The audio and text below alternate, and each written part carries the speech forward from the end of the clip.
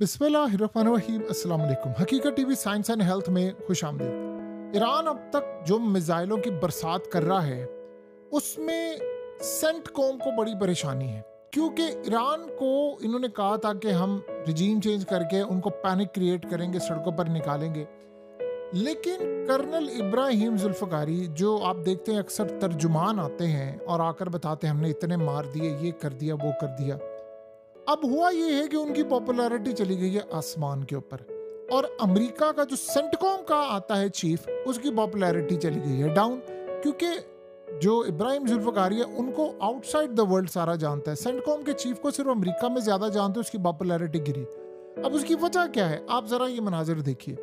ये बेसिकली उन्होंने artificial intelligence से क्रिएट किए हैं मनाजिर, और उन्होंने दिखाया ये है कि स्केटबोर्ड के ऊपर पीछे मिसाइल फायर हो रहा है अमेरिका के ऊपर, और वो अनार का जूस पी रहा है और स्केटबोर्ड के ऊपर वो जा रहा है और हंस रहा है, और पीछे से अमेरिका को उन्होंने बताया है कि देखो क्या हो रहा है, यानी पीछे मिसाइल फायर हो रहा है। अब इस वीडियो ने पूरे वर्ल्ड के अंदर तहलका मचाया हुआ है, और वो असल में ये जो अनार का जूस है इनका बड़ा पुराना जूस है जिसको ये लोग इस्तेमाल करते हैं, और वो बड़ा पॉपुलर है ईरान के अंदर।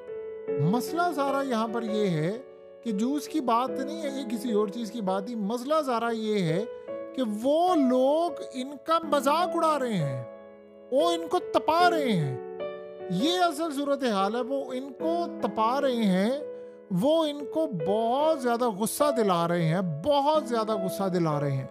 ये असल में इस वक्त की सूरत हाल है जो इनको बहुत ज्यादा गुस्सा दिलाती है, बड़ी तबाही की तरफ मामला जाता है। अब असल में हालात ये बता रहे हैं कि आने वाले वक्त में अमेरिका के लिए इतने ज़्यादा मामलात ख़राब हो जाते हैं, इतने ज़्यादा मामलात ख़राब हो जाते हैं कि पूरे वर्ल्ड के अंदर वो जो एक पैनिक था, जैसे जेडी वेंस ने अपने नेतन्याहू को कॉल की कि भाई ये ईरान के अंदर रिजीम चेंज क्यों नहीं हो रहा, तुमने तो हमें वादा किया था, मरवा दिया ना तुमने हमें। तो वो कैसे हुआ? वो इसीलिए हुआ ना कि ईरान की सूरत हाल बड़ी ज़्यादा ख़तरनाक हो सकती थी अगर अवाम वहाँ पर रिएक्ट करते। अब वो उल्टा अमेरिका का मजाक उड़ा रहे हैं। अब ये मनाजिर जा रहे हैं हर अमेरिकी के पास, वहां पर वो देख रहे हैं कि देखो ये हमें मार रहे हैं, हमारा मजाक उड़ा रहे हैं, हमारे 850 टोमाक मिसाइल आया हो चुके हैं, इन्वेंट्री में पीछे कुछ पड़ा नहीं हुआ, इस तरह के मामलात हो रहे हैं। ये बेसिकली जो सूरत हाल है ये है काफी ज्यादा खतरनाक। अब असल मसला ये है कि स्विट्जरलैंड से लेकर बहुत सारी कंट्रीज ने अमेरिका को दिए हुए थे टोमाहाक मिसाइल के ऑर्डर्स। इस जंग के अंदर अमेरिका ने जितने ईरान के मिसाइल आ रहे उसको रोकने के लिए इंटरसेप्टर्स इस्तेमाल किए, खुद भी इस्तेमाल किए, इजराइल को दिए और अपने इत्तेहादियों को दिए। अब हुआ ये कि वो हो गए खत्म। अब उन्होंने अमेरिका को कहा है कि आप हमें मिसाइल दें, जिन ममालिक ने उनसे मिसाइल मांगे हुए थे। अमेरिका ने उनको इनकार कर दिया, उन्होंने कहा जी हम तो डिलीवरी आपको टाइम पर नहीं दे सकते, क्योंकि अमेरिका बनाता है मैक्सिमम 50 बनाता है साल के डे के नहीं, साल के। अमेरिका ने 850 मिसाइल इस वक्त जाया कर दी। ये अभी ऑफिशियल फिगर आएगी तो पता चलेगा 1,1500 के आगे चला गया मामला। चले 850 लगा ले, जो खबर ब्रेक की है वॉल स्ट्रीट जर्नल ने। 850 अगर आप मिसाइल देख लें तो आप इमेजिन कर सकते हैं कि आपने 14-15 साल के मिसाइल खत्म कर दिए हैं। 15 साल के आपने मिसाइल सिर्फ 25 दिन में खत्म कर दिए।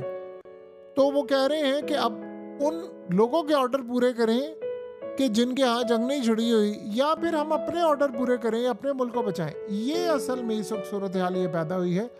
दूसरा सबसे बड़ा मसला ये है कि इसके बाद जिन ममालिक ने F-35 खरीदने थे, अब वो ममालिक भी झंडी करवाना शुरू हो गया अमेरिका को। अमेरिका ही भी परेशान है। इसलिए सबसे बड़ा देखिए, सबसे बड़ा मसला ये है कि अब वो जो कंट्रीज हैं, अब ये सारे जो कह रहे हैं ना कि ईरान हिट कर सकता है लंदन को, फलाना, ये सब कहानियां हैं, झूठ बोल रहे हैं। यानी आप ये सोचे हैं कि इजराइल ये कह रहा है कि पेरिस, बर्लिन, रोम, उसके अलावा लंदन को, हर जगह को हिट करें, लेकिन सारे ममालिक ने कह दिया जी ईरान का कोई सबूत नहीं मिला, क्योंकि डियागो गार्सिया पर उनको जरूरत ही कोई नहीं है। उनको वहां जरूरत है अटैक करने की जहां से उड़कर अमेरिका के जहाज आते हैं, और ना उन्होंने साइप्रस पर हमला किया, ना तुर्की पर हमले। ईरान ने तुर्की को कहा हमने अटैक नहीं किया, ऑयल रिफाइनरी पर सऊदी अरब को कहा हमने अटैक नहीं किया, साइप्रस पे उन्होंने कहा हमने अटैक नहीं किया, डियागो गार्सिया पर उन्होंने कहा हमने अटैक नहीं किया। ये अमेरिका इजराइल की कार्रवाई है ताकि आपको हमारे खिलाफ जंग में धकेलने का पूरा प्लान। ये जो सूरत हाल है, ऊपर से ये इनको गुस्सा दिला रहे। मसला ये है कि ईरान ने जो इन्होंने शराइत रखी, ईरान ने आगे जो शराइत रखी उस पर अमेरिका कहता है अनरियलिस्टिक है, अनरियलिस्टिक। ये हकीकत के बड़े दूर है। यानी आप सोचें कि आप इसको अनरियलिस्टिक कह रहे हैं, मसला ये है कि ये रियलिस्टिक है कि आप ईरान के सारे न्यूक्लियर प्रोग्राम को ले ले, ईरान को कि आपने अपना मिसाइल, असल में उनको न्यूक्लियर प्रोग्राम से भी ज्यादा मिसाइलों की परेशानी है। कहते हैं कि 300 किलोमीटर से ज्यादा रेंज का मिसाइल जाना चाहिए आपका। यानी आप ये सोचे ईरान ने इनको ऐसे पकड़ा हुआ है गले से और गर्दन भी सीधी रखी हुई है और गले से पकड़कर वो आगे अमेरिका उनको डिमांड दे रहा है। असल में ईरान ने अमेरिका की जंग से अफगानिस्तान में सीखा है बहुत कुछ, 20-22 साल उन्होंने उस चीज से भी सीखा है जो मुज़ाकरात हो रहे थे।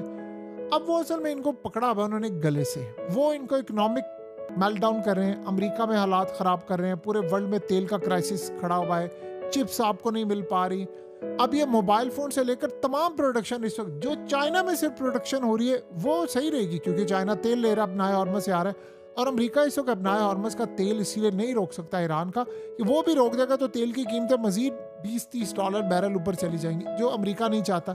तो चाइना के अलावा हर जगह प्रोडक्शन इस वक्त ठप हो रही है। इंडिया में क्राइसिस है, पाकिस्तान में क्राइसिस है, फिलीपीन में है, थाईलैंड में है, यूरोप में है, कनाडा में है, पूरे वर्ल्ड में है। अब मसला सारा ये है कि अमेरिका को कैसे मैनेज किया जाए। अमेरिका इस वक्त बड़ा अपसेट है और परेशान है, और अब नंबर्स डायल हो रहे हैं, कोई किसी को कॉल कर रहा है, कोई किसी को कॉल कर रहा है।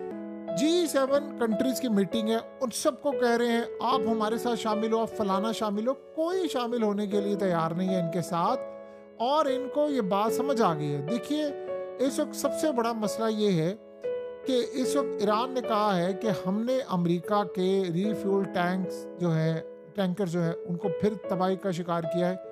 तो काफ़ी ज़्यादा उनके लिए परेशानी है, काफ़ी ज़्यादा उनके लिए मामला ख़राब है, क्योंकि अमेरिका के लिए अब मसला ये है, अब वो ज़्यादा डिफेंस सिस्टम, यानी अगर कोई चीज़ आ रही है उनको ये लग रहा है छोटा मोटा नुकसान है तो वो होने दे रहे हैं इस वक्त। आप सोचेंगे कि अमेरिका अपना नुकसान क्यों होने दे रहा है, असल में वो नुकसान इसलिए होने दे रहे हैं कि वो ये चाह रहे हैं कि हमें कोई बहुत बड़ा अगर कोई हमला हो रहा है तो हम फिर उसको रोके। कोई मिसाइल, को ड्रोन शोन आ रहे हैं उनको हिट होने दे रहे हैं, क्योंकि ड्रोन से ज़रा नुकसान कम होता है, वो इसलिए हिट होने दे रहे हैं क्योंकि उनको ये बात अच्छी तरह पता है कि अगर हमने अपने इंटरसेप्टर्स मजीद इस्तेमाल किए तो हमारे लिए बहुत ज़्यादा मजीद परेशानी का बाइस हो जाएगा। असल सूरत हाल ये है कि आने वाले वक्त में आपको ये बात अच्छी तरह पता चलेगी कि आप किस लेवल पर पहुंच गए हैं, क्या सूरत हाल हो गई है, क्या मामला हो गया है। अभी तो आप अंदाज़ा कर लें कि अमेरिका इस जंग से जान छुड़ाना चाहता है और जंग रुक नहीं पा रही। देखिए कोई इनका साथ देने को तैयार नहीं है, पहले तो ये बात आप ज़हन में रख लें। जब आपका कोई साथ देने को तैयार नहीं होता तो फिर आपने इस जंग से निकला। ये अमेरिका सबको इनवाइट कर रहा है कि आप जंग के लिए आगे आए, कोई आने को तैयार नहीं है। देखिए इसराइल ने ईरान की 2 स्टील मिल्स पर कर रात को हमला करके उनको बड़ा नुकसान पहुंचाया है। अब वो ईरान की इंडस्ट्रियल बेस को तबाह कर रहा है। अब हुआ ये है कि ईरान ने ऐलान किया है कि अब हम जो मिडल ईस्ट के अंदर अमेरिका और इसराइल से मुंसलिक जितनी स्टील मिल्स हैं या दूसरी इंडस्ट्रीज हैं उनको अब उड़ाने के लिए जा रहे हैं, और उन्होंने स्टाफ और मजदूरों को कहा है कि आप ये फौरी तौर पर ये जगह खाली करना शुरू कर दें। अब आप यहाँ से अंदाज़ा कर लें कि वो ज़रा भी यानी लिहाज नहीं करे। इसराइल तो हिट करने से पहले नहीं ना बता रहा अंदर मजदूर हैं या नहीं है, लेकिन आप ये तो अंदाज़ा कर लेना कि ईरान ये कह रहा है कि नहीं हम बताएंगे, और कह रहे हैं मजदूरों को कि आप निकल जाएं, क्योंकि उनको पता है ज़्यादातर मजदूर या बाहर से आए हुए हैं, तो उन्होंने उनको क्लियर पैगाम दे दिया कि आप यहाँ से छोड़कर चले जाएं, हम इनको हिट करने के लिए जा रहे। जैसे ईरान ने कहा था कि तमाम लोग छोड़ कर चले जाए, हम ऑयल रिफाइनरीज को उड़ाएंगे, हम बैंक्स को उड़ा देंगे, ये कर देंगे, वो कर देंगे, इस तरह के मामला तब होने के लिए जा रहे हैं। तो आप यहाँ से अंदाज़ा कर सकते हैं कि जंग कितनी ख़तरनाक इस वक्त हो रही है। आप अंदाज़ा करें कि इस वक्त सबसे बड़ा मसला ये हुआ है, स्टॉक मार्केट से trillions of dollars wipe out हो गए। मार्केट ओपन होती है क्रैश, मार्केट ओपन होती है क्रैश, क्लोजिंग क्रैश, मार्केट ऊपर नीचे, मार्केट कहां पर जा रही है किसी को नहीं पता। ये सूरत हाल इस वक्त बहुत ज्यादा परेशान कुन है, और इनको ये बात अच्छी तरह पता चल गई है कि हालात किस जानिब जा रहे हैं। बहरहाल इस वक्त सबसे बड़ा मसला ये है कि आने वाले वक्त में हालात मजीद ज्यादा खराब हो गए हैं। अब असल मसला ये है कि ईरान ने कहा है कि आपने हमारे सब्र को टेस्ट कर लिया, अब आप देखिएगा हम आपके साथ करते क्या है। अब हम आपको आंख के बदले आंख नहीं लेंगे, अब हम पूरा जिस्म लेंगे आपसे। इन्होंने उसकी जो स्टील है उनको तबाह किया है, तो फिर देखिए क्या सूरत हाल होगी। ईरान इस वक्त तबाही मचाने को तैयार है। देखिए ये सब बातें कर रहे हैं कि ईरान को आप रोके, भाई आप इसराइल अमेरिका को रोके ना, जंग इन्होंने शुरू की थी। अब आप सोचें जब आप उनकी स्टील को तबाह करेंगे तो वो बदले में आप पर अटैक नहीं करेंगे, वो करेंगे। तो अमेरिका के जहाज जब इसराइल के जहाज उड़ते हैं तो अमेरिका यहाँ से रिफ्यूल करता है उनको, तो वो जाहिर सी बात है जहाँ से उड़ता है वो कहते हैं फिर हमने वहां पर अटैक करना है, तो इसीलिए वो कहते हैं फिर अटैक होगा।